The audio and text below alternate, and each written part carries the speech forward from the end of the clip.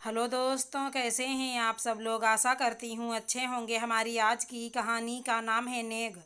वाह, बस अब होली के बाद दीदी की शादी, मज़ा आ जाएगा। माँ, मैं तो जूते चुराने के नेग में पूरे 21,000 रुपये लूँगी जीजा जी से। अंजलि ने मन ही मन न जाने कितने सपने सजाए थे अपनी बड़ी दीदी शिवानी की शादी के लिए। और हो भी क्यों ना, घर की पहली शादी जो थी, सभी लोग बहुत ज़्यादा उत्साहित थे। हाँ भाई, तुझे जो मांगना है मांग लेना। वो भी तो जाने मेरी साली साहिबा कितनी लालची है। ये तो तेरे और तेरे जीजाजी के बीच की बात है। शिवानी माँ बबीता के कुछ कहने से पहले ही बोल पड़ी। देखो ना माँ, शिवानी दीदी अभी से अपने पति देव का पक्ष ले रही हैं। अरे मुझे और भी तो अपनी सभी कजन में पैसे बांटने होंगे ना। मीठी तीखी नोक झोंक के बीच कम महीने भर का समय बीत गया, पता ही नहीं चला। वो पल आ ही गया जब घर में बारात आ गई। बड़े आकर्षक ढंग से बारात लाई गई थी। घराती और बाराती दोनों पक्षों को देख कर लग रहा था किसी पैसे वाले रईस की शादी है। मंडप में सारे संस्कार धीरे धीरे विधिवत हो रहे थे। इसी बीच धीरे से अंजलि और सब बहनें मिलकर किसी तरह दूल्हे राजा के जूते छिपा लिए।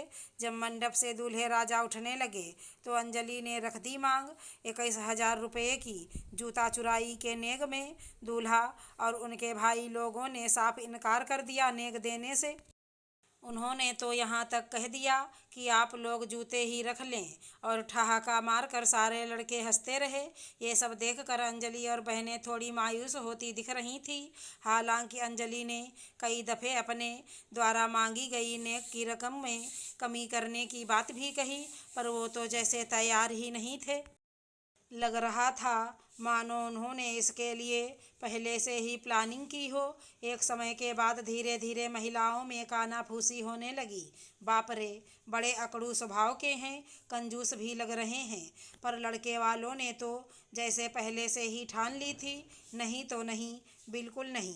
दुल्हन बनी बैठी शिवानी भी मन ही मन सोच रही थी, जब पहले से बात तय थी तो फिर नेक के पैसे दे क्यों नहीं रहे हैं। फ़ोन पर शिवानी ने होने वाले पति नीलेश को बता दिया था कि अंजलि जूते चुराने के रस्म को लेकर बहुत उत्साहित है। फिर ये लोग ऐसा क्यों कर रहे हैं। मामला उलझता देख पहले अंजलि के भाइयों ने दखल देकर मामला शांत कराने की कोशिश की, पर मामला शांत होने के बजाय और उलझता ही गया। इसी बीच नीलेश ने अपनी बड़ी दीदी को बुलाया।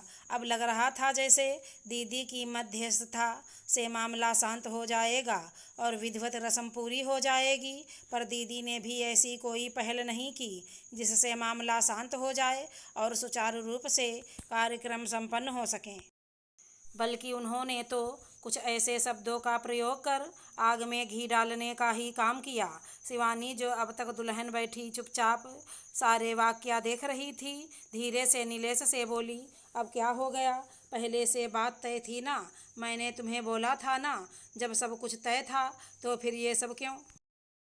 शिवानी के बिगड़े मूड को देखते हुए नीलेश की दीदी ने बेरुखी से पैसे निकाले और फेंकने वाले अंदाज में था अंजलि को देते हुए बोली, ये लो, रख लो पैसे।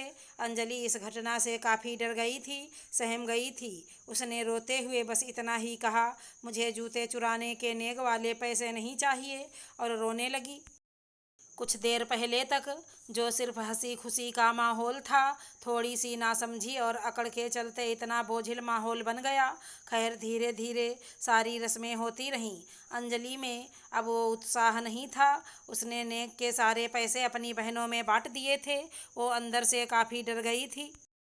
सोच रही थी कहीं मेरे कारण दीदी जीजाजी में अनबन ना हो जाए। बात आई गई ख़त्म हो गई। एक दिन मौका देखकर शिवानी ने नीलेश से पूछ ही लिया, सच सच बताइएगा, जब हम दोनों के बीच बात तय हो गई थी कि अंजलि को जूते चुराई के नेग में 21,000 देने हैं, और आप तो देने में सक्षम भी हैं, तो फिर आपने ऐसा क्यों किया था। नीलेश ने बड़े सहज रूप से जवाब दिया, अरे यार, मैं तो पैसे देने को तैयार था, 21 क्या, 51,000 भी देने में सक्षम हूँ।